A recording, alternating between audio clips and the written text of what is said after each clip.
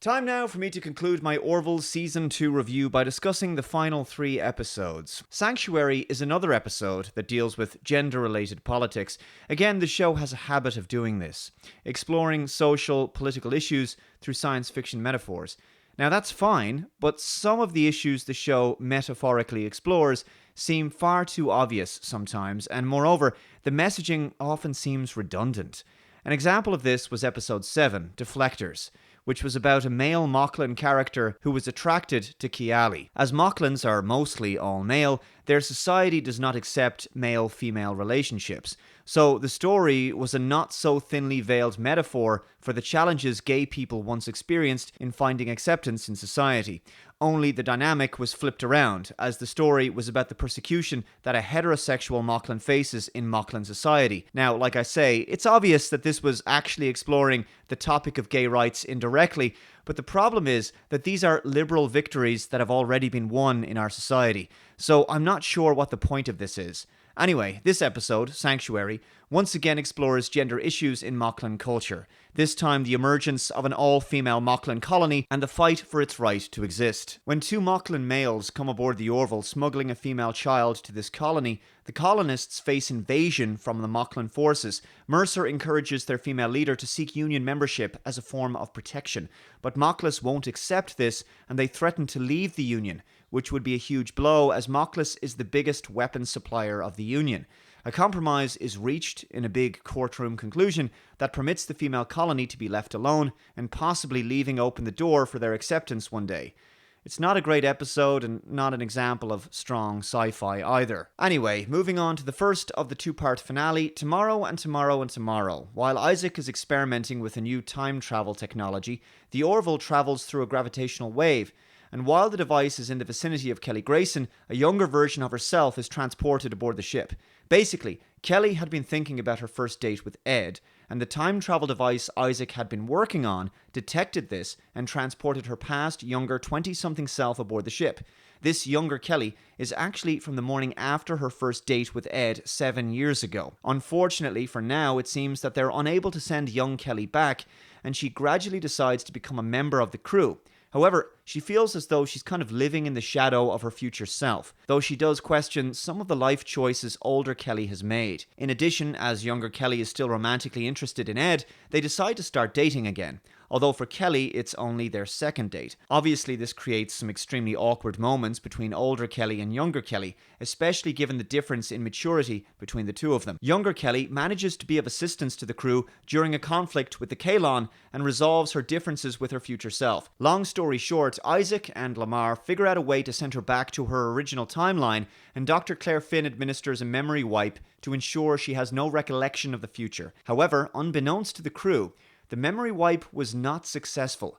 Younger Kelly returns to the past, and when past Ed calls her to ask for another date, she changes history by deciding not to go out with him again. The episode ends. The second part is The Road Not Taken. This is one of the strongest episodes of the season, and in many respects, it's quite reminiscent of a Star Trek Voyager time travel episode called Timeless. Both episodes begin on an ice planet with 2 crew members wearing thermal gear with their faces covered, and they're searching for something. In the case of the Voyager episode, it was Harry Kim and Chakotay. In the Orville episode, it's Gordon and Ed. The timeline has been changed because Kelly and Ed never got together. As a result, their marriage never failed, and Kelly never felt guilty enough to recommend Ed for command of the Orville. This meant that Ed never led the battle against the Kaylon in Identity Part 2. So instead of Earth being saved, Earth was devastated, and the galaxy is now being taken over by the Kaylon.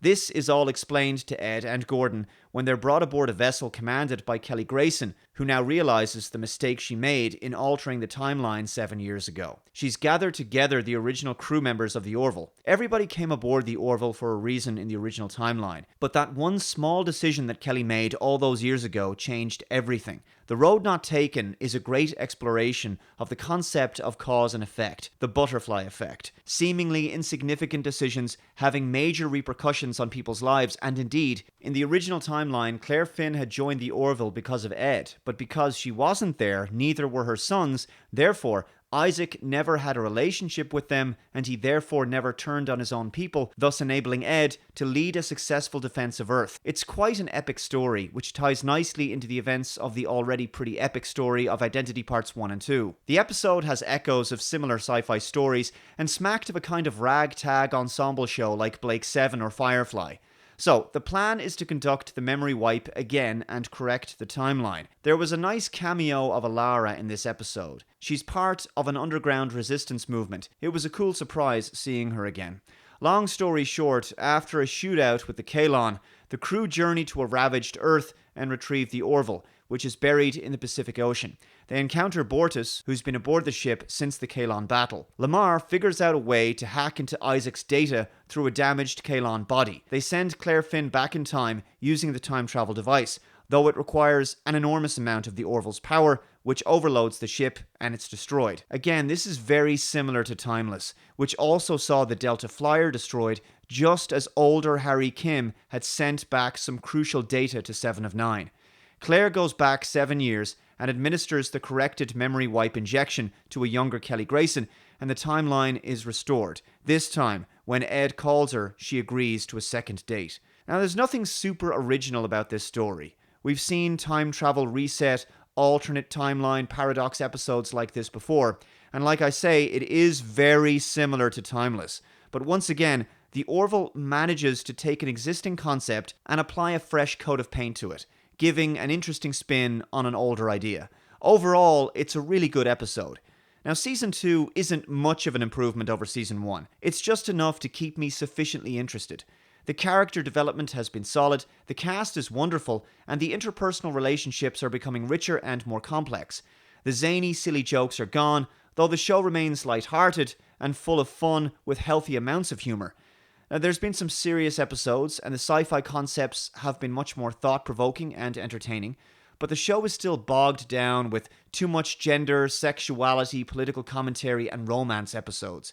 But I think it's proved itself to be worthy of another season. The writing has been much better, though I'd like to see more genuinely original sci-fi ideas rather than fresh takes on pre-existing stories we've seen before. Season 2 of The Orville has been worthwhile, but I'm hoping for a much bigger improvement in Season 3. Let me know your thoughts in the comments below. What did you think of The Orville Season 2? Be sure to subscribe for more, and sharing this video helps with the algorithm in terms of engagement, so if you can, please do so. And I'll see you next time. Bye-bye.